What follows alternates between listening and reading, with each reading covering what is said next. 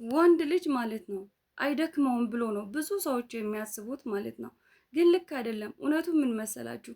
ወንዶች ይደክማቸዋል፣ ይጨነቃሉ፣ ይጎዳሉ። አንዳንዴ ደግሞ በዝምታ ይሰበራሉ።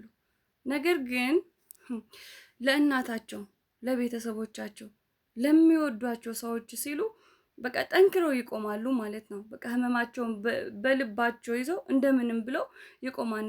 ሌሊት ላይ ጭንቀት እየገደላቸው ቀን ላይ ደህና ነኝ ብሎ ፈገግ ይላል። የወንድ ልጅ ማለት ነው። በቃ ፈገግ ይላል ቀን ላይ፣ ማታ ላይ እያለቀሰ አድሮ ቀን ላይ ደህና ነኝ ብሎ ፈገግ ይላል ወንድ ልጅ ማለት ነው። ምክንያቱም ወንድ ልጅ ከልጅነቱ ጀምሮ ማለት ነው አታልቅስ፣ ጠንካራ ሁን፣ ችግርህን በራስ መንገድ ፍታ ተብሎ ነው የሚያድገው። በቃ እንደዛ ስለሚያድግ ቀን ላይ ፈገግ ይላል፣ ሌሊት ላይ ብዙ ነገር ብቻውን ሆኖ ያሳልፋል ማለት ነው። እና ያ ሁሉ ጫና በልቡ ይዞ ደግሞ ሰዎችን ለማስደሰት ይሞክራል። አያሳዝኑም? አንዳንዴ ደግሞ ወንድ ልጅ ገንዘብ የለውም፣ ሰላም የለውም፣ የሚረዳው ሰው የለውም። ተረዳችሁኝ አይደል? ማንም ሰው አይረዳውም። ግን ይሄን ሁሉ ነገር በውስጡ ይዞ ማለት ነው አሁንም በድጋሚ ለሰዎች ጥላ ለመሆን ይቆማል።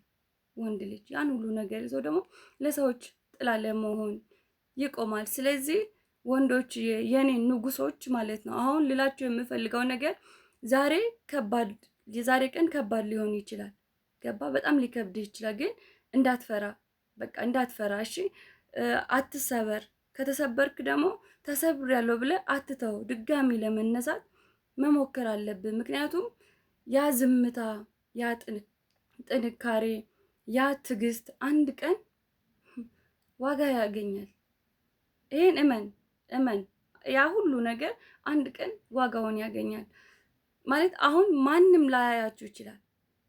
ማንም ሰው ላያያችሁ ይችላል። አሁን ላይ ግን እናንተ በየቀኑ እየተዋጋችሁ ነው። ተሳሳትኩኝ? ተሳሳትኩ? ወንዶች ንገሩኝ። በየቀኑ እየተዋጋችሁ ነው። ሰው ያ ደግነት፣ ጀግንነት ነው። ተረዳችሁኝ አይደለ? ያ ነገር ሁሉ የምታሳልፉት ደግነት እና ጀግንነት ነው። ስለዚህ ራሳችሁን አታሳንሱ ከማንም። በቃ ራሳችሁን ከፍ አድርጉ። ራሳችሁን ከከሌ ትንሽ ነኝ እንደዚህ ትንሽ ነኝ ምናምን ብላችሁ ራሳችሁን በጭራሽን ማሳነስ የለባችሁም። በቃ ራሳችሁን ጭራሽ ማለት ነው ህልማችሁን እንዳትተውት። ዛሬ ዛሬ የምታልፉት ህመም ነገ የምታወሩ ታሪክ ይሆናል። ዛሬ እያሳለፋችሁት ያላችሁት ህመም ነገ የምታወሩት ታሪክ ይሆናል። እና አስታውሱ፣ እውነተኛ ወንድ ልጅ ማለት ነው እውነተኛ ወንድ ልጅ ሲወድቅ የሚቆም ሰው አይደለም። ተረዳችሁኝ? እውነተኛ ወንድ ልጅ ወደኩ ብሎ ነገሮችን የሚያቆም ሰው በጭራሽ አይደለም።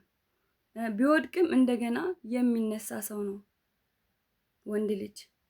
ቢወድቅም እንደገና መነሳት ያለበት ሰው ነው። ሰው ክብር ለሚታገሉ ወንዶች፣ ክብር ለሚያለቅሱ ግን ፈገግ ለሚሉ ወንዶች፣ ክብር ለህልማቸው ሳይተው ለሚሮጡ ወንዶች፣ ንጉሶቼ ዘመናችሁ እየመጣ ነውና በርቱልኝ።